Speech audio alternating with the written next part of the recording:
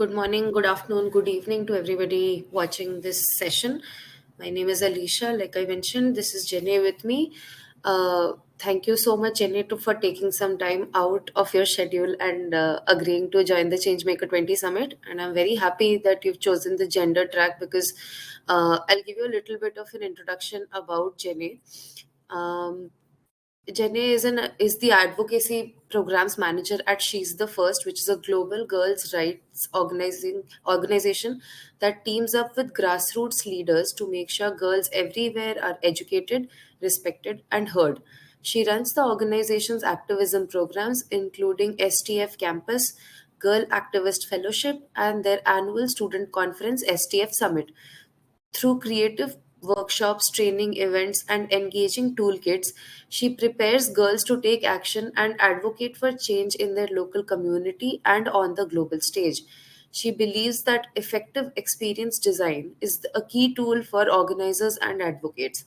She's the first from the International Advocacy Organization Fandom Forward, where she was the head of curriculum and training.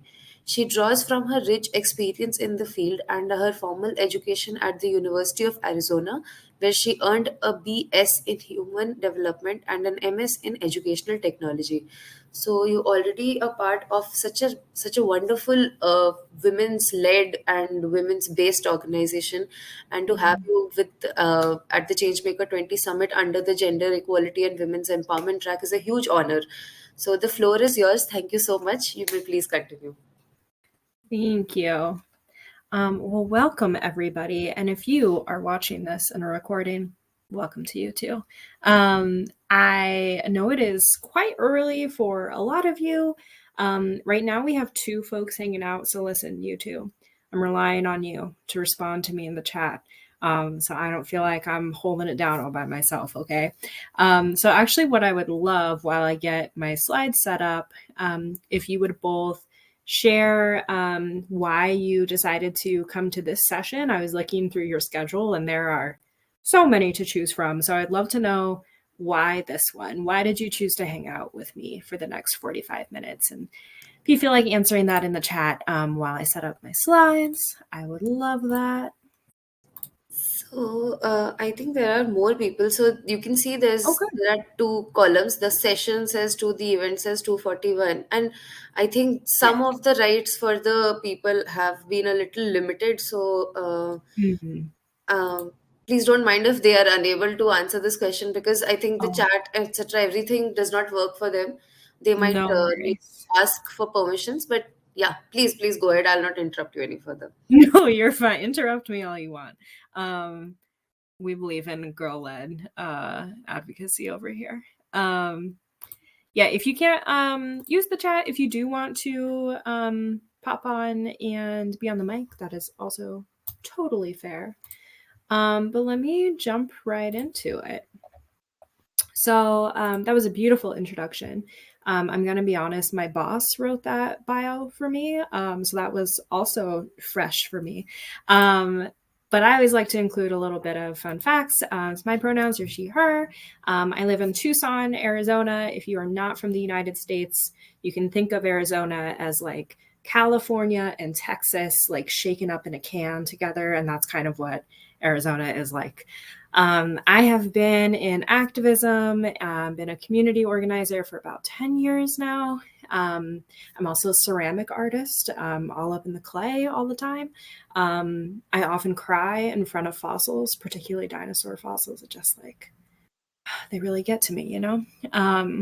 So I'm here to introduce you to She's the First, or maybe refresh your memory if you're familiar with us already, and talk a little bit about how we're using our Global Girls Bill of Rights as a way to inspire activism and help folks learn how to make change in their own communities.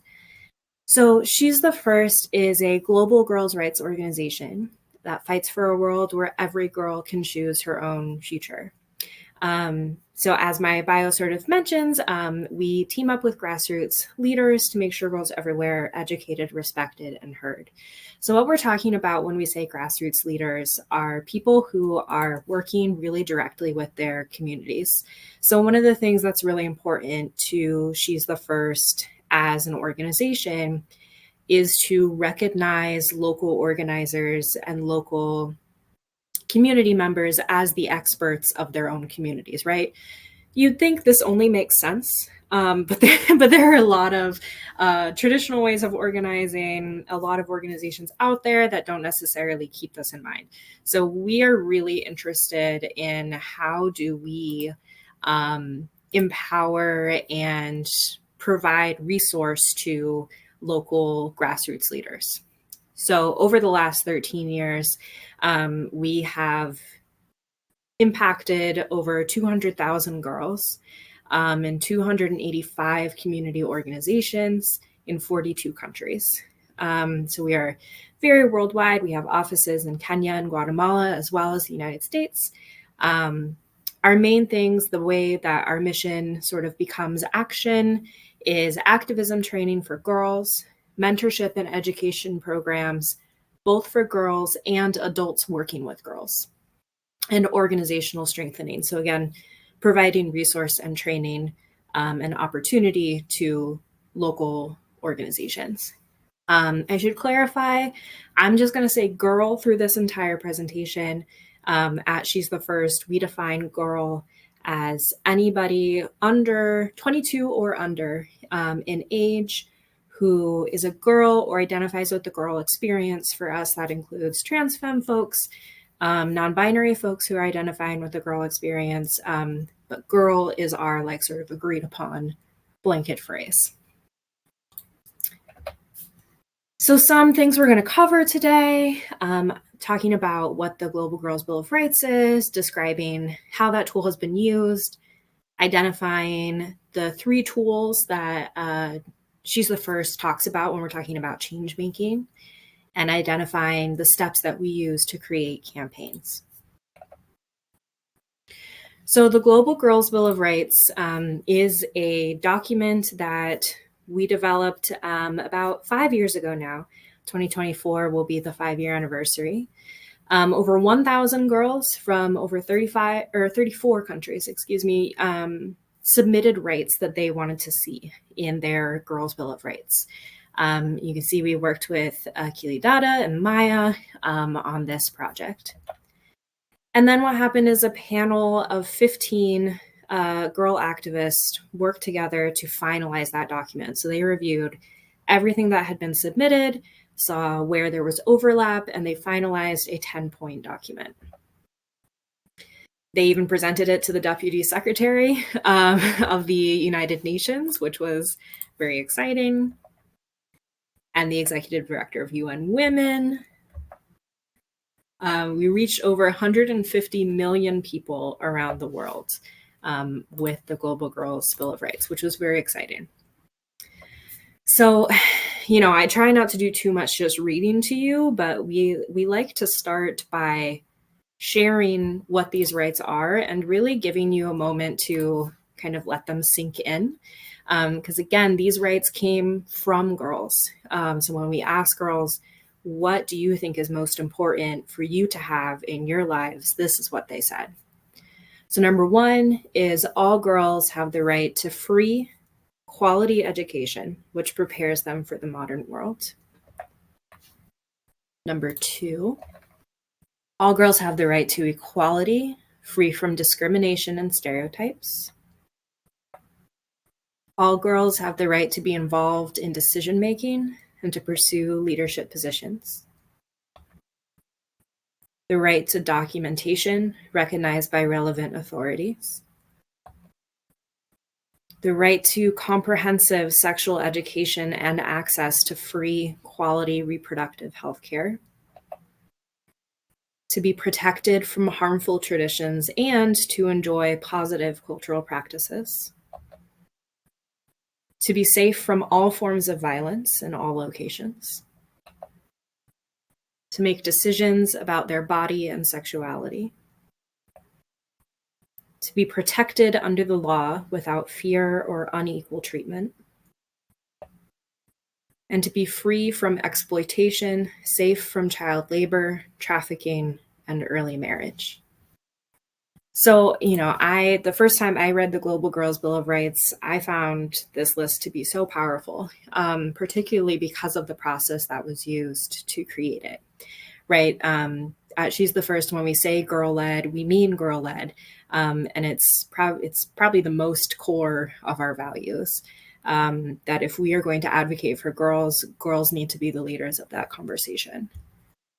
So lots of things have happened since then. We produced a toolkit that anybody can use. The URL is there, girlsbillofrights.org/toolkit.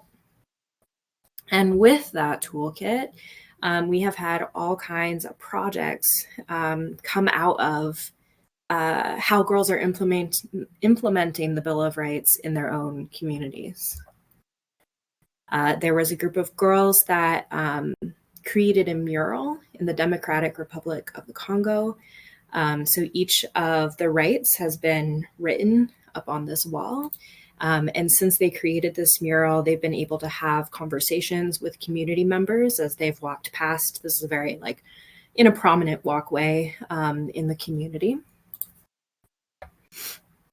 We have a Power Poetry campaign. I'm not sure if you'll be able to hear this video. So let me hit play and we'll see if you can hear a little clip. My grandmother learned her first letter at 65. I remember her strive to write her name, thinking about how signing her name instead of a thumbprint would be a changed game for her. I remember her eyes beaming with pride as she tried to remember what the word looks like and what they sound like, and I couldn't be happier for her. My mother was married off in 9th grade. The exchange of her education with household responsibility was not a fair trade. Reading and writing Nepali, no big deal, but English is the real deal.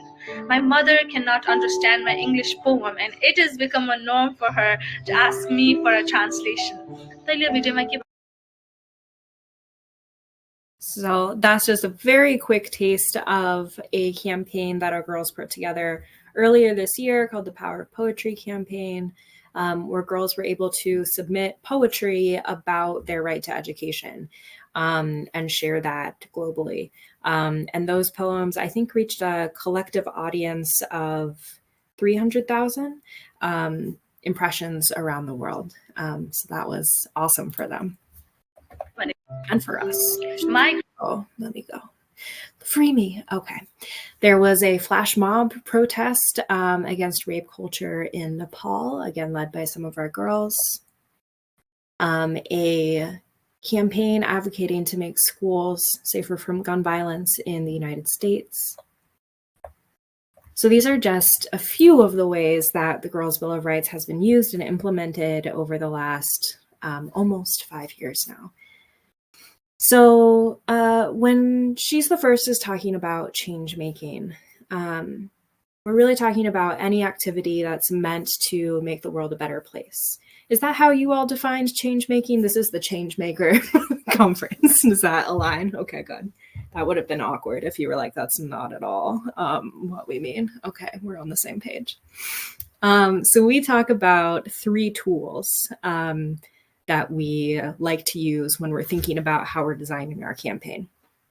The first is philanthropy, particularly in the United States. You will tell me if this is different where you are, but the capitalism of it all. Generally, our youth are taught about philanthropy and fundraising and donating first before any other kind of organizing or activism. So this is usually the first thing that especially young girls are thinking about. That does not mean philanthropy is not important. It's extremely important. If anybody here is working in nonprofits or organizations, philanthropy is important. It's any work that's being done to bring resource into a campaign or organization. Service is supporting a cause by donating time, volunteering, right? Or by donating goods. So we talk about direct service, which would be like cleaning up a park or helping to build a house with like Habitat for Humanity, or helping to like paint a building, or physically showing up and volunteering for a local event. A indirect service would be like collecting menstrual products or food, and donating those to a community or organization. Nothing wrong with service. Again, all of these are perfectly valid tools for change making. They should be used alongside each other to support each other. The thing that we always remind people about service in particular is to make sure you're asking organizations and communities what they need before you jump in there and start to do something. It's the biggest thing we tell our girls. Ask people what they need from you for service. And finally, advocacy, which I'm sure you all are familiar with, working to change public perception and governance on a topic. So this is really when we're thinking about like marches, protests, legislation, talking to decision makers. That is advocacy. These things are not mutually exclusive. All three can be used together. Very often, particularly in the type of work that we're doing, and I'm sure many of you are doing, it's kind of impossible to do philanthropy without also doing advocacy. Often you're having to educate donors or potential donors about why they should give, why they should contribute, right? So you end up doing that sort of public awareness advocacy at the same time. It's often kind of impossible to do advocacy without service. It's often impossible to do advocacy without a little bit of money, at least, right? So all of these things are meant to support each other. So when we're talking about these things, we have a 10-step process that we use with our girls, but also as an organization. This is kind of the process that we go through as organizers. So I'm going to drop a link into the chat. And Alicia has told me this will also be attached to the recording. You all are welcome to print out this document and use it whenever you would like. We encourage our girls to print it out, use it as their framework anytime they're thinking through like, okay, what kind of change making would I do around this topic, right? So I have a sort of walkthrough scenario here. Since it's a smaller group, I might do a little bit of just talking through this. However, if you all are willing to participate or able to participate in chat, please do. I see some people have, a couple more people have joined, so always exciting. If you're watching this in a recording, I would really recommend, if you have access to a printer, pause me, come back, have the handout ready. If you don't, also chill, just get on a notepad or a Word document and try to sort of like work through these steps with me. I think it's really, really helpful for kind of getting in this process, if I say so myself, which I do. So the scenario that I have, we try to introduce scenarios that are very likely to happen, right? So this is a really basic one. You're scrolling through Instagram. You see a girl that you know is venting about her high school's dress code. She was sent home from school, missing most of her classes for the day because her bra straps were visible. This was deemed a dress code violation because it's too, quote, distracting. You'd like to support this girl. How would you go about doing that? So for us in our process, we'd start with assessing. So this is just you taking in the information. And if you were doing this in your community, you just look through, okay, what is she posting? What's happening? We have a girl who has been essentially denied education because her dress was deemed distracting. Who is she distracting? Teachers, other girls, students? This is you just like asking questions. This is your like deep reading what's happening in this scenario. Then you get to research, right? So you might want to look up like, okay, what is the dress code? for the school? Is it posted somewhere I can see? Or can I ask this girl, what is the dress code at your school? Does anybody in my life know? Do I have other students? Do I have, if I'm not in high school anymore, do I have younger cousins or siblings or people that I know in the neighborhood that can talk to me about it? So you really want to think through, like, who are the players in this situation? If you wanted to go really hardcore, you could also research, like, okay, who's the principal or the director of the school? Who's on the school board? What are their politics? Like, what's their history? Do we feel like these are people who are supporting girls? Do we feel like these are people who are holding some discriminatory ideas? How do we feel about these people? That's like bonus level, right? And it is only then that we define the problem. So at this point, we've already done assessment and definition. We don't define the problem until then. The reason is that we want to make sure we are fully understanding the situation and not jumping to any conclusions about what that problem may be. So we want to be really careful and mindful about how we define what's going on. Only after we've defined the problem will we create. So I saw one thumbs up earlier. I'm not going to pick on who that person was, but if anybody would like to tell me how they would define the problem, please let me know. Or if you're writing, I'll give you about 30 seconds to a moment to write before I reveal the spoilers.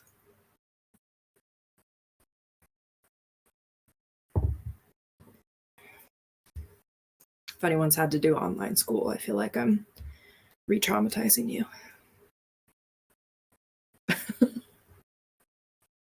Leisha's really holding it down. My audience of one over here, I appreciate you.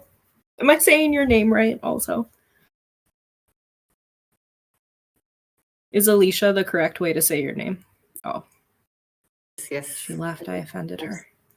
No, Alicia. Oh. You absolutely said my name correctly. Great. Okay. So if I was going to work with girls on this, I would hope to see them defining this problem in a couple ways. And I say a few ways because there's not one right answer, right? It is totally valid to define the problem as a teacher at this school, a decision maker, barred this girl from education because of a perceived distraction. You could define the problem as the dress code at this school is discriminatory. You could define the problem as boys need education about why they should not be commenting on girls' bodies, right? And all of these things are valid problems to get out of this, right? Our world is complex. It's never an easy, this is the issue. Issues are interconnected. So all of those things would be totally valid answers. So let's pick one. I'm going to pick the dress code is discriminatory, right? So now we can get into creating our campaign. And this is when I would encourage you all to go back to those tools for change making, right? So that's a great place to start conceptualizing, like, what do we need to do here? Is this going to be philanthropy? Is this going to be service? Is this going to be advocacy? When you're changing something like a dress code, I would tend to think that's going to need to be advocacy, right? Because again, advocacy is changing public perception, governance, decision makers. So for something like this, where probably the end goal is to change the dress code, this is really a pure, like, advocacy-led campaign we're talking about. So once we create, our idea of what we want to do, we need to not keep that in our bubble, right? Particularly, so this particular group, none of us are this girl. So what's our biggest missing ingredient? We haven't talked to the girl, right? So this girl, if we're going to be girl-led, if we're going to be good allies and advocates, needs to be a part of this conversation. So once we have thought through our ideas, it's time for us to bring that discussion to that girl, to girls at the school generally, to other stakeholders involved, and talk to them about, here are our ideas. What do you need and want from us? Again, if we are doing something on behalf of other people, those people always need to be involved. And if this girl came back and said, you know what, I don't want you to talk about what happened. I don't want you to do anything. It's time for us to just end the process there. Because ultimately it is her decision and her life, right? So let's assume that this girl is okay with us continuing on, saying, yes, love this. Thanks for showing up. You're my people. You're my support. We say, great, cool. Now we get to the planning. So we're on point 6 of 10, and planning is not until point 6. I think that's one of the biggest things I have learned myself and taught over the last 10 years is there is so much community before you get to the organizing, right? Like you have to build those connections. You need to think deeply. You need to really consider all the angles before you get down to the actual execution of things. So in this case, planning might be, okay, if our ultimate goal is to get the dress code changed, what do we need to do? Maybe we need to talk to girls at the school. Can they start a letter writing campaign or a petition or a walkout? Is that safe for them to do? Can we talk to the principal or the director? Does that person have the power to just change the dress code? Do we want to go straight to a school board or board of directors and say, okay, this is what we're demanding, and try to make that change on a district-wide level? That's the kind of decisions we can make. And based on those decisions, we can think through, okay, like who's going to do outreach? What is our timeline? Who's going to schedule meetings and talk to people about this? Do we need a social media campaign? Do we need posters? Do we need roundtables with girls at the school? Like, what are the different pieces that we need to put together? And then finally, you get to do it. Oh my gosh, we got to 7.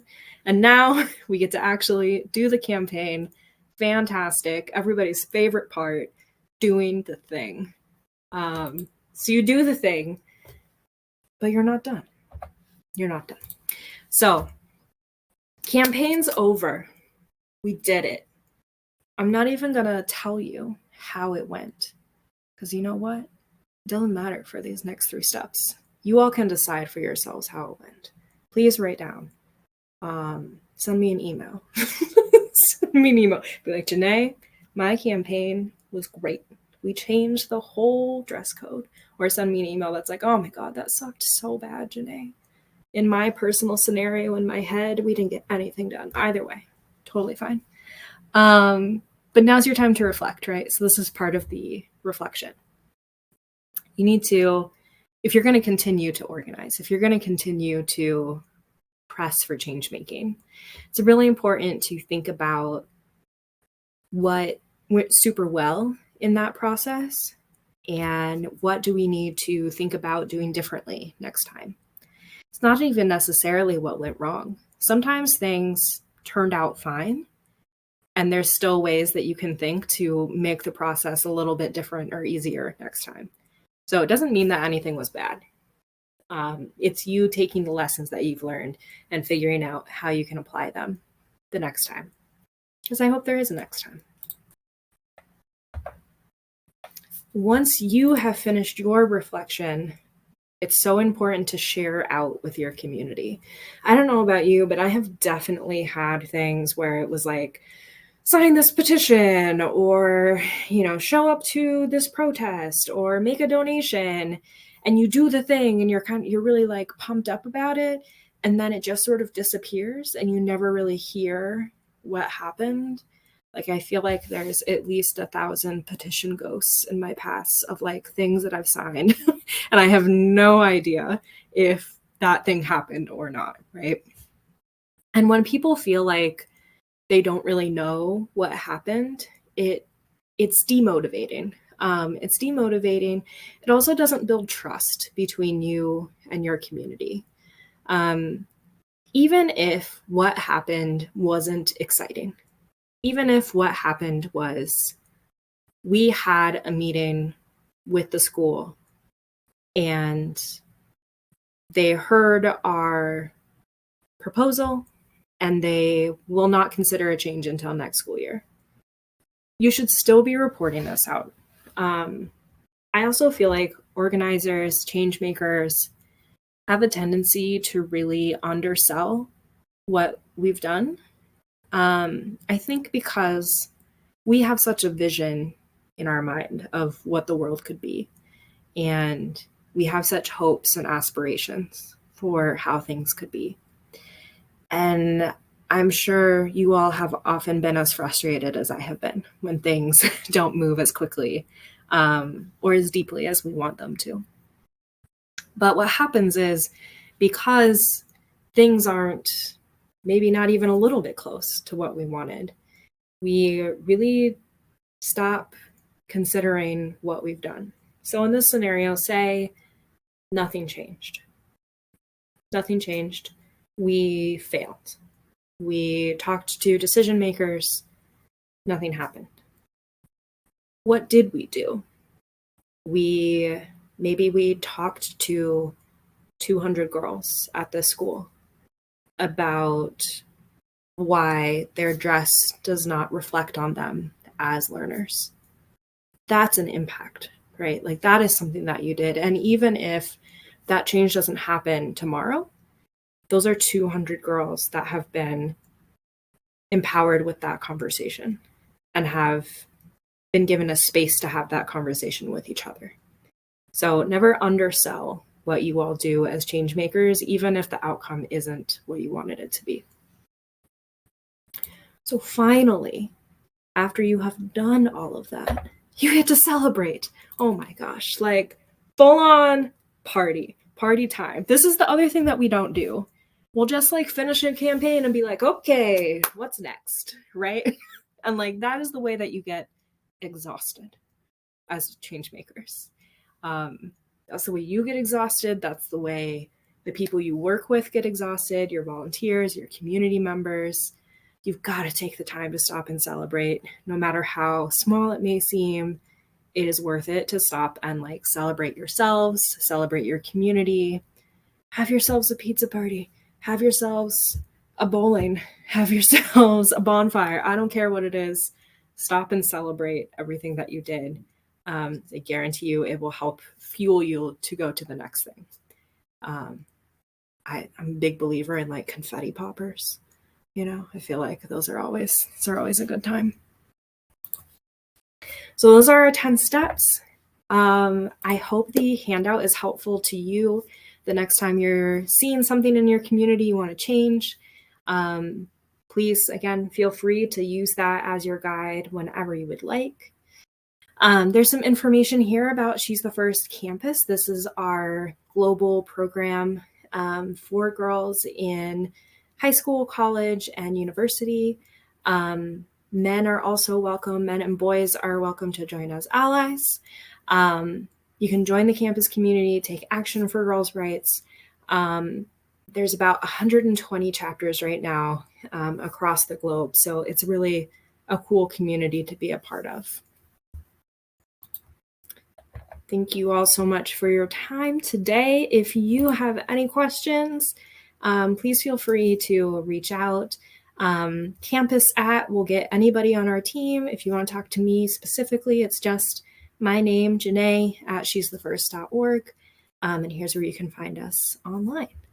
If you have any burning questions, feel free to ask. If you're watching a recording, you have a question, email me. I got you. But otherwise, thank you so much. Thank you, Janae. I mean, I think the example that you gave, that is such a very that's an example I think I have seen pop up so many times on my social yeah, media. right? Yeah. People around me. I mean, that keeps happening. But the steps that you have shared to sort of create a campaign, it's so comprehensive, so easy. Sometimes what we think is everything, to sort of step out of, probably, like, if I just take my example, I see something like this happening, and then I want it very deeply in my heart to change. I don't want somebody to suffer like this, or if they don't want to be in this situation, I don't want them to be in that. But to sort of start a campaign, I would feel that this is such a tedious process. I have things going on in my life. This is not something probably I can do. But if we follow this procedure that you've just shared, it's very comprehensive, and it's I wouldn't say it's simple, because it involves community very deeply, but it's comprehensive, and it is something which is achievable. Like, at least I sometimes people just jump on to just, yeah, we are going to make a change, so we're going to do something. But the first 3 points, very important. You need to first assess the problem, you need to first define it, and with effective research, that too. Something that I think is the problem might not be the only version of the problem. There can be a whole lot of it to it. And for sure. it's extremely comprehensive. I mean, this is the way to go, because we are, I mean, I think I am sometimes taken aback by, oh my god, this might be a little tedious to sort of about a conversation about. But this is really nice.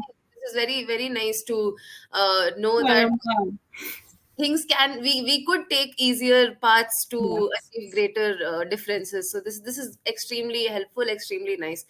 And one thing I always like to say is, like,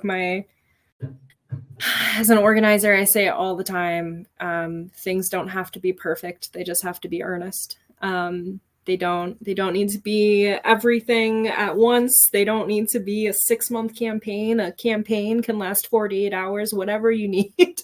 So I'm glad that it seems more accessible this way. And of course, to everybody who is listening to us, please do remember the last point that she has said. After you have done your campaign, please stop and celebrate, because that is so important. That is very important. And that sort of... you got me like white lady dancing over here. Yeah. That also sort of gives us the push to, probably take another step and do another campaign. If we just keep on just, I have stopped at it and not celebrated, and okay, I'll do something next, that wouldn't be motivation enough to sort of celebrate and think that, okay, I've probably done something or not done something, but at least I have invested my time, invested my efforts, invested community's efforts. This is something which is enough to celebrate. We don't need to think about the impact or the achievement or the result that we've gotten. So yes, this is the first session for me in the morning.